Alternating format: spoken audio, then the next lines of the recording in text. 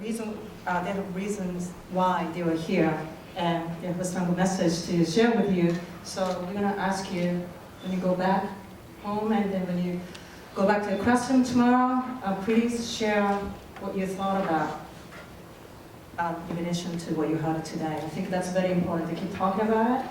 And we have given you the program brochure right here. And we wish we have a time to do this exercise, but like on its back, there's kind of a space for you to just write down your thoughts and what you thought about it. Sometimes it's very difficult to internalize that and then put it in words immediately. So this is what I'd like to recommend. Write down what your thoughts. You can do this right now, or you can do this tonight. And we're going to encourage teachers to set aside one session to discuss as a follow-up session tomorrow or sometime this week. That's what we're going to ask all the educators and the teachers who are present to do this with your students.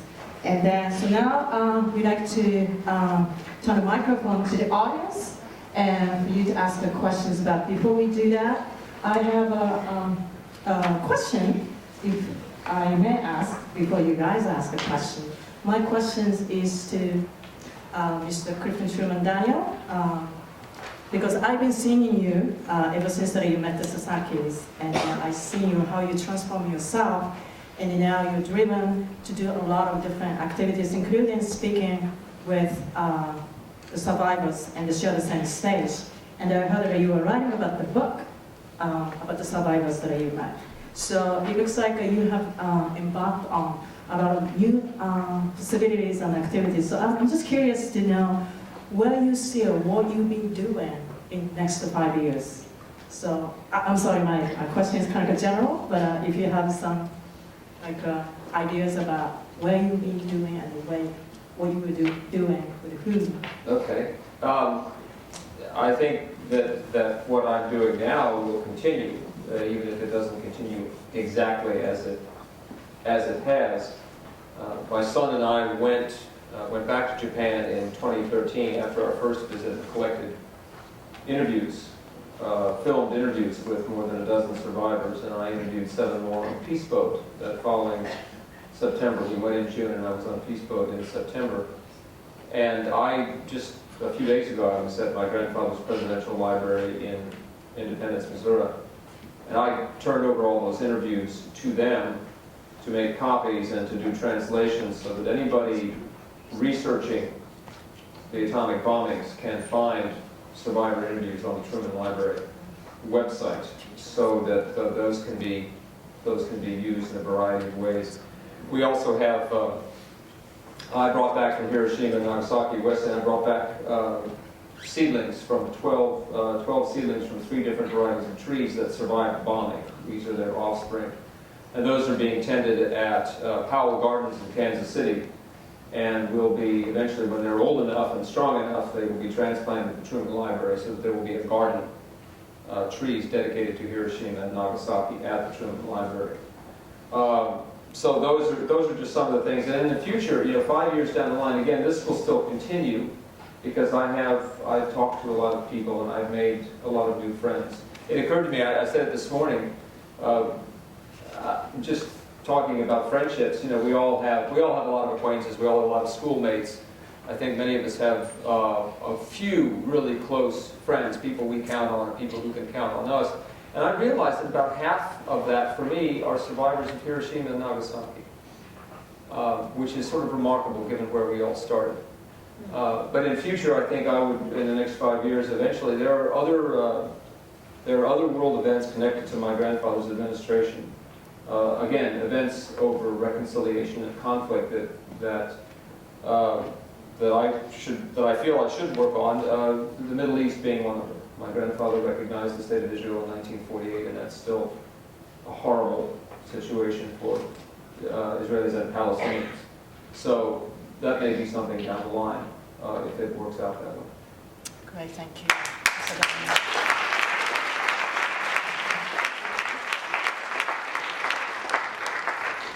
So now we're going to ask each participating school to ask one student, designated students ask a question. I'm sure that your teacher designated one student to ask a prepared question. And so we're gonna go from Walter O'Connell High School. Where do you sit? Okay, great. So you have a representative. The microphone is coming down to you. So I'm gonna ask the students who ask a question to stand up and then ask a question slowly and clearly, loudly, so that everybody can hear your question. Please. Thank you. How should we as teenagers help to keep the atomic bomb from occurring again? How do we as teenagers help to keep the atomic bomb? アトムのウェポンが手に入らないかっていうことをしませんか？核兵器をまた同じように使われないために次世代にどんなメッセージを使っていますか？核兵器をまだ二度と使用されない。Would you like to respond? 山下さんですよ。英語でお願いします。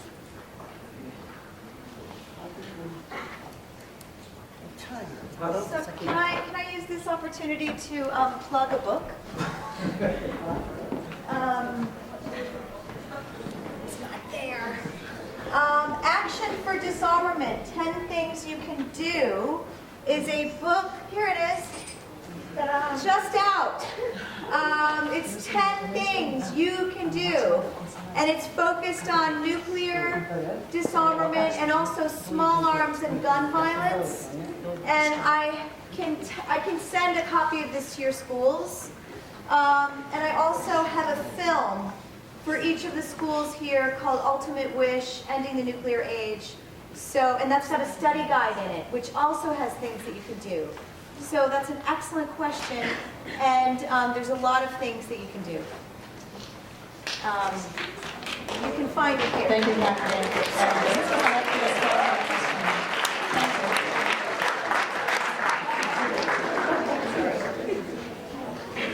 Would you like to respond to the question? Well, I respond to that. Well, I'm glad university situation wasn't clear for a while. Well, I think, first of all, we have to equip ourselves with the information and knowledge. So what I really want you to do is start reading and looking at some of the DVD or anything and make yourself familiar with what happened in Hiroshima and Nagasaki. But don't stay there, it's just the beginning. It's been 70 years since then. We have different type of weapons, far more wicked, destructive things we have, and negotiations and conflict and building up more. This has happened, and we have reached a point where we have to say, no more. Stop making some more. Let's not use them. Let's prohibit them. Let's get rid of them. We have reached at that point. That's why here in New York, the government people and non-government people are here to repeat that powerful voice to the decision makers. So, for you to be able to do that, you have to know why you're saying that, you're doing that. So you really have to equip yourself with the knowledge and the information. That's what I want. Thank you so much. Thank you for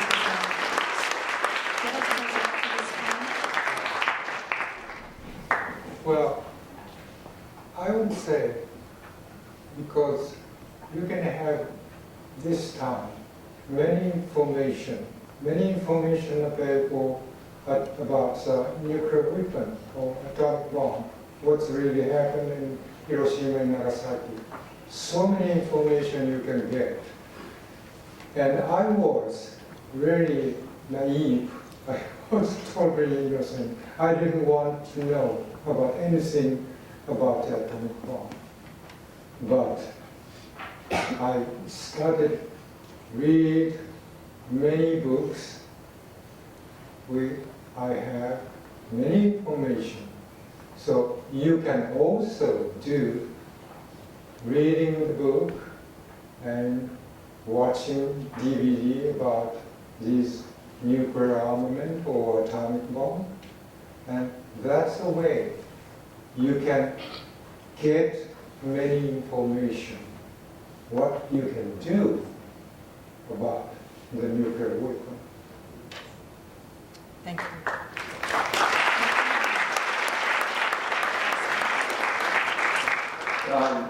That would be, my response would be, listen to the both of them. They're right.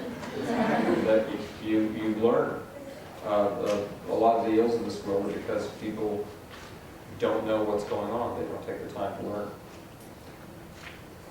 Read. Thank you.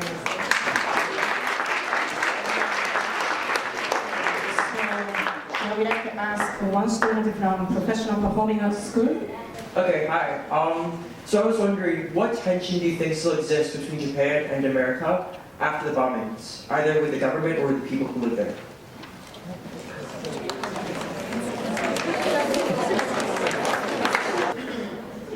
You know, Hiroshima happened on August 6th. 3 days later, another innocent city was attacked indiscriminately. And a few days later, on August 15th, Japan finally surrendered. You can imagine, whole nation was in chaos. We were made to believe emperor as a living god, the leader, right? The son of the living god. But from that myth, we have to switch to the reality. It was General MacArthur who was a top person, most powerful leader of Japan. Democracy was supposed to have brought in.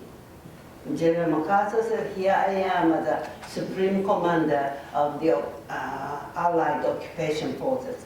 I came here with a two purposes. One is to demilitarize Japan. Secondly, to democratize Japan. He did a pretty good job in this area, except for the people of Hiroshima and Nagasaki.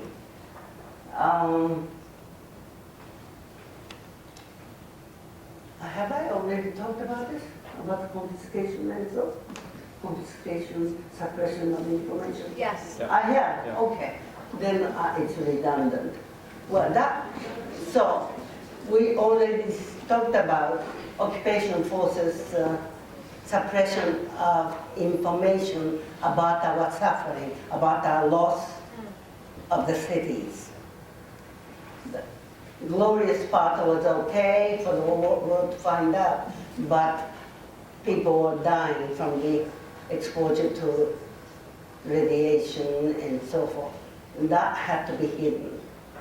And you can imagine what kind of tension that created, that kind of anger that created.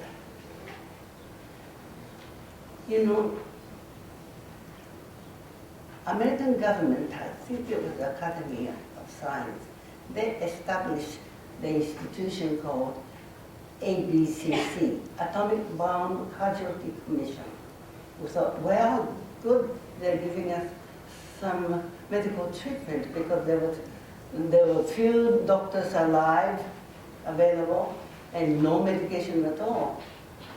But the sole purpose of Atomic Bomb Casualty Commission established by American government was to study the effects of radiation on human body, just for research purpose.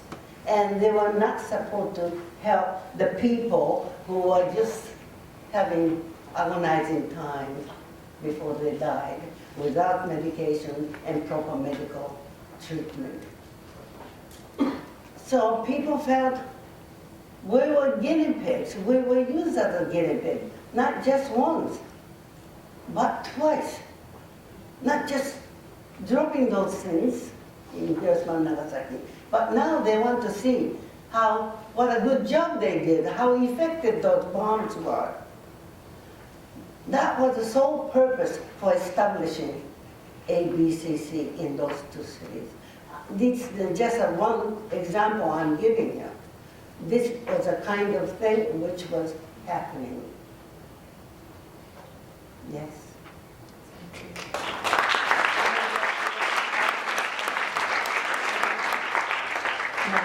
Thank you, Sasco, responding to the question.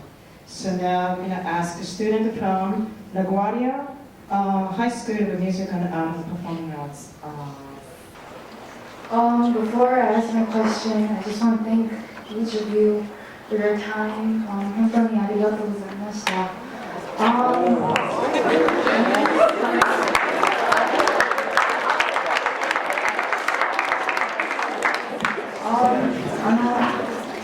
I'm currently going through a traumatizing experience from my childhood. Sorry.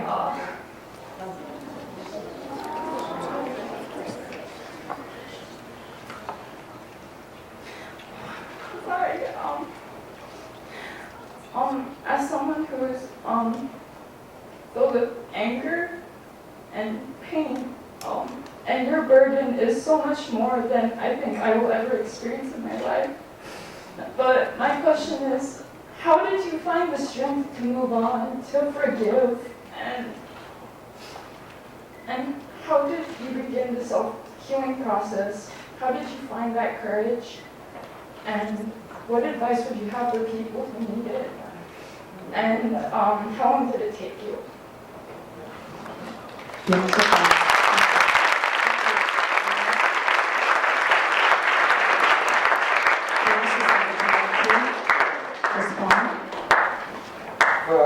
I will cry.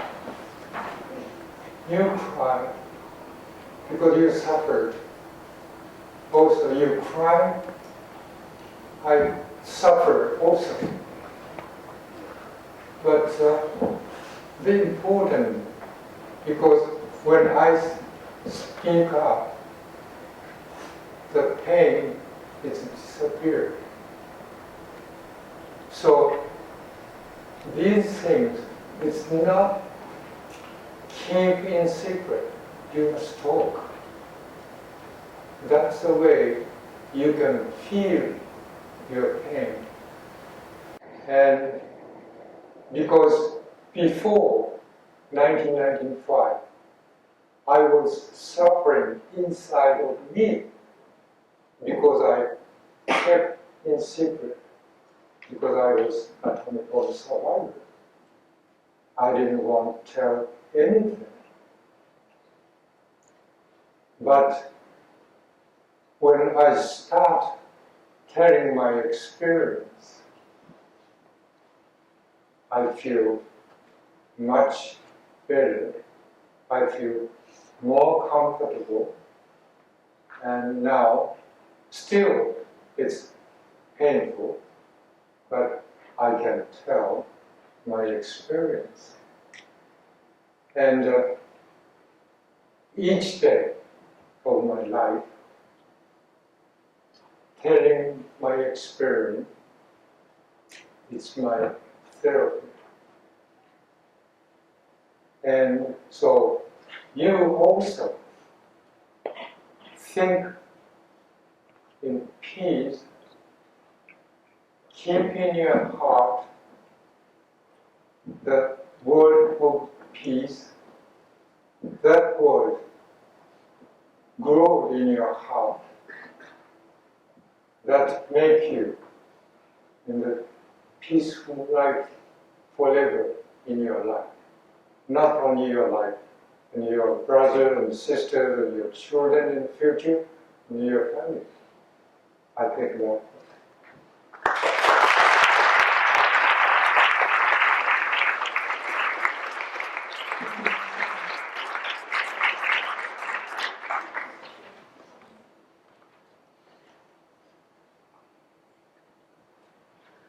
I went to a girls' school. I spent 10 years at the same school, from junior high, senior high, and the university. During these 10 years' time, I have made great mentors, supporters, friends, confident. After the bombing, I think in the morning session, I think you raised the question, what changed and did I notice most in the post-war period or something? I think, aside from the destruction and disappearance of the whole city and losing so many loved ones and so on, what change happened to me was I became an earnest seeker for knowledge. I had to find out why this happened. Why do I have to live like this? What did this whole thing, what meaning does that have to me and to others in my city, in my family? Why? That's the way I was. And I was fortunate. I was surrounded by trustworthy people. I could trust and I could share. And I used to say, one Bible teacher, America is a America is a Christian country, you say. But how can Christians behave like this? That kind of typical question. But there were millions of typical questions, and I was able to raise those questions with the people I could trust. And I had those people around me, my parents and the school teachers. School teachers played the key issue, I think, for me. So the importance of surrounding yourself with somebody you can trust and talk to them, they will respond to you. I'm sorry you're having a hard time now. I can understand. I went through that. I still cry, especially when I have to prepare formal speech at night, late at night by myself. I can't write. I start crying. My husband is gone, so I'm alone. And so it's a painful situation. I still cry. I haven't graduated from that pain situation. Nothing like that happened until we die. The pain will follow. But somehow we can get the comfort and support from the people around us. I hope you have people like that around you. At school, church, friends.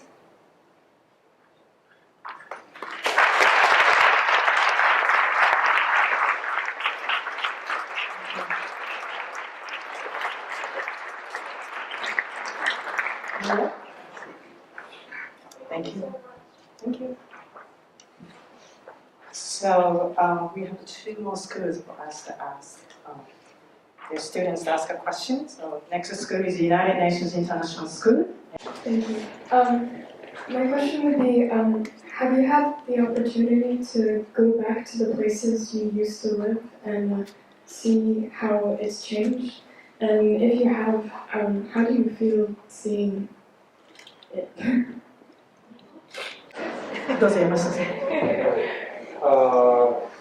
Today, the city of Nagasaki totally reconstructed. And just you can see in the Memorial Park, there's an armory statue for peace. But anyway, and it was tremendous struggle to construct because there's no money, there's no material. And but the people had strong power, worked together. Civilians stand up first before the government and start reconstruct the city. And step by step, constructing the house and the office and the building. Today is again we recover with a beautiful city as always. So I visited many times, always is transforming, but the memory was there. Memory is there, still there. Even the beautiful city, beautiful town, one time was totally destroyed. So you cannot erase the memory, even seeing the beautiful town or beautiful city.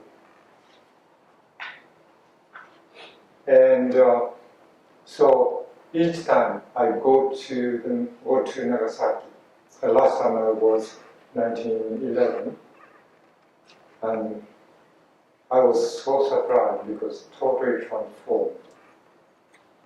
But when I visit the home I was living, and that was 1945, I was living there, there's nothing. It totally disappeared, everything. So it was, to me, kind of shock. And to me, kind of erased my memory also. Because there's nothing, wasn't my house.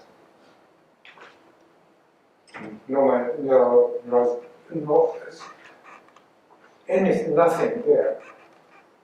So I say it's reconstruction is not enough to erase the memory of that 1945.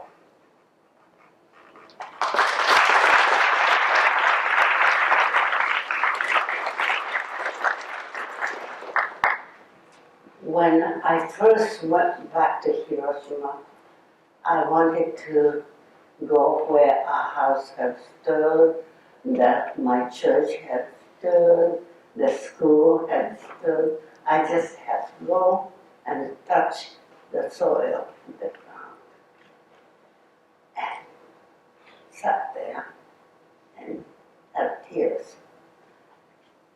I wanted to be in solidarity with the lost loved one. But you know, it's not just the loss of their people, but even the loss of inanimate objects, like houses and stores, and the entire thing disappeared. The sudden shift in my life, it was very hard. I could hardly walk actually visiting this place and that. But I needed to go before I knew anything. To report to them, I am home. I'm home. And since then I often made trip back home. And I somehow have to report to them. I made a vow that for your death, with your death in mind, this is my vow to you. I'll live the rest. People don't have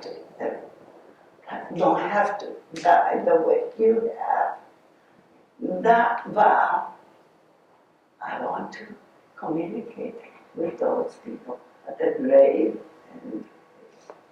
And I say, I live in foreign country, but that's what I'm doing. The place I am, I haven't forgotten. I share that vow with those deceased people.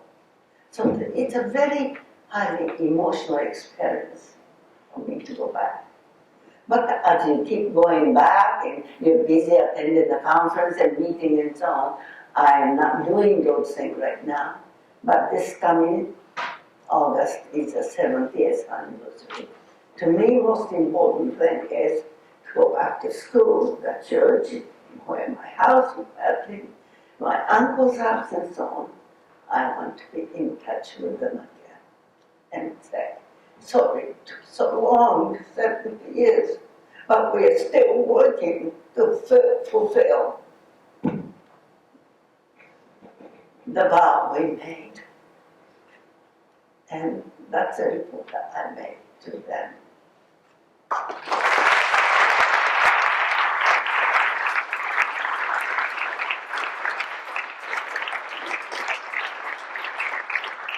And then we're going to ask the last question from Columbia Grammar Preparatory School.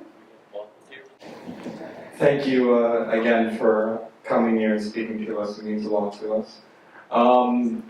Given your obvious feelings on nuclear disarmament, what are your feelings on nuclear energy? Well, we all know what happened at Fukushima. What a horrible condition that created. But aside from that kind of disaster that industry creates,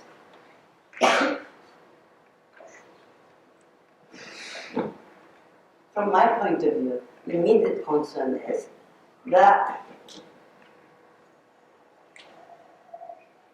energy generation and weapon production, they use the same technology. And from the waste fuel, they can produce some more weapons. I know Japan has about 40 tons, around that, 40 tons of accumulated plutonium, which is from the waste material. And those 40 tons of material could mean so many thousands of nuclear weapons. So if the Japanese government makes some bad decision overnight, and they could go ahead and produce those things. So use of nuclear energy for so-called peaceful purpose can promote the proliferation. That's a very serious concern as somebody who is trying to get rid of the nuclear weapon. But there are other reasons, like we have been seeing in the paper and so on, environmental damage and poor people who have to dress up in gowns or something and walk into it and trying to stop the water and handle this mess and that mess. I think that's, anyway. And we don't even know how to manage the waste material. I think that's one of the most important problems. No scientist has found a way what to do with the waste material. What are we going to do? They talk about burying it in the rocky place or deep down in the soil and so on. Well, I don't know. Without having the solution to get rid of the waste material, the politicians continue to decide merely to produce more energy. I think that's terrible crime. I'm against it, of course. And we are very upset about what's happening in Japan right now.